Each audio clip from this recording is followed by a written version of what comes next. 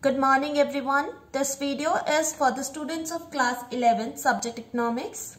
In this video we are going to continue with the chapter number 10, that is theory of supply, and this is our lecture number 3 for this chapter.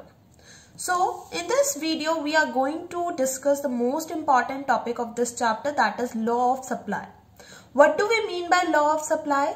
Law of supply states that other things remaining constant, quantity supplied increases with increase in own price of a commodity and vice versa. Now what does this law state? It means that other things remaining constant, other things means other things except own price of the commodity.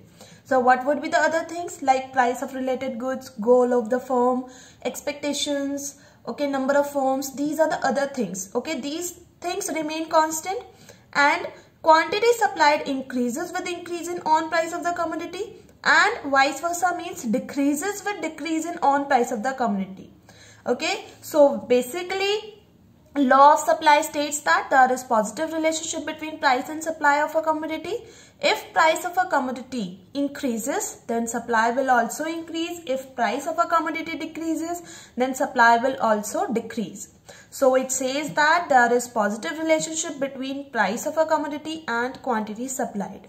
So I'll repeat, the law of supply states that other things remaining constant, quantity supplied increases with increase in own price of a commodity and vice versa.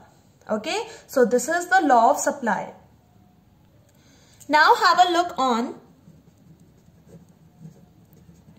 explanation of this law.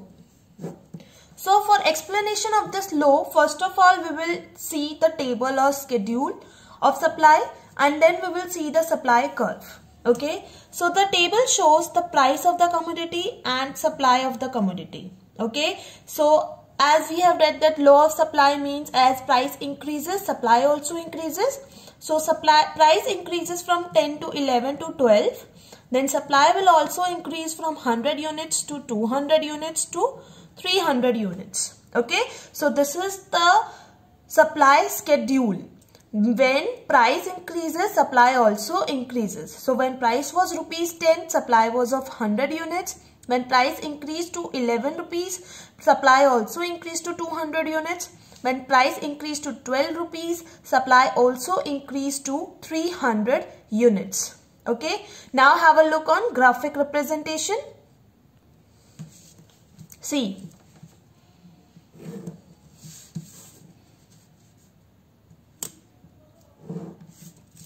this is your x-axis, this is your y-axis. On y-axis price is given, on x-axis quantity supplied is given. Supply curve is upward sloping. Okay, so this is your supply curve which shows that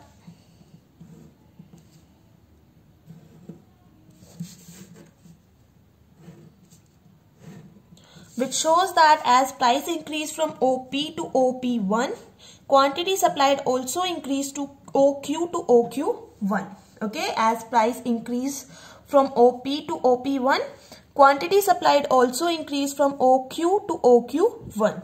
Okay, so from here we observe that supply curve is upward sloping. It shows positive relation between price and quantity supplied. As price increases from OP to OP1, quantity supplied also increases from OQ to OQ1. Okay. Now have a look on assumptions of law of supply. Okay, the assumptions means that law of supply applies only when there is no change in price of factors of production. Price of factors of production means whatever factors we are using for production, if their prices are not changing, only in that case law of supply will be applicable.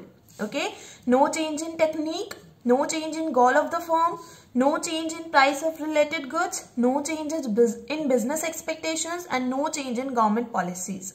So these all are the determinants of supply which we have discussed in the last lecture.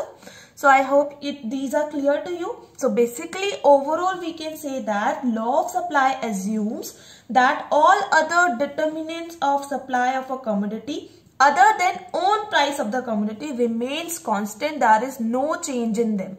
Okay.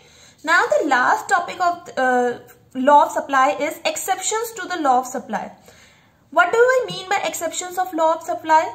Exceptions to law of supply means those areas where law of supply is not applicable. Okay, see, the first one is agricultural output, okay, or agricultural goods. So we can say that law of supply does not apply to these goods. Why? Because these goods depends on climatic condition. These goods depends on climate. Okay, if due to unforeseen changes, if suppose due to some weather changes, the production of agricultural products is low, okay, then the supply cannot be increased even if the price is very high. Suppose, for example, the supply of wheat cannot be increased because of some drought or some natural calamities. They cannot be increased. Why? Because the supply or production of wheat depends on climate or weather conditions. Okay, so whatever the price may be in the market, you cannot increase the supply, which means that in such case law of supply is not applicable. Okay, second one is goods of social distinction, or we can say rare articles. Now these are the precious articles. Okay, they are the goods which are just purchased for the status symbol. Okay, so suppose there is painting of Mona Lisa. Can you increase the supply of these paintings, this painting? No, supply of these rare articles cannot be increased even if their prices are high. Okay, if you have one painting, that means you will have only one painting. After selling that one painting, you cannot increase the supply of these rare articles. Okay, so in such case also law of supply is not applicable.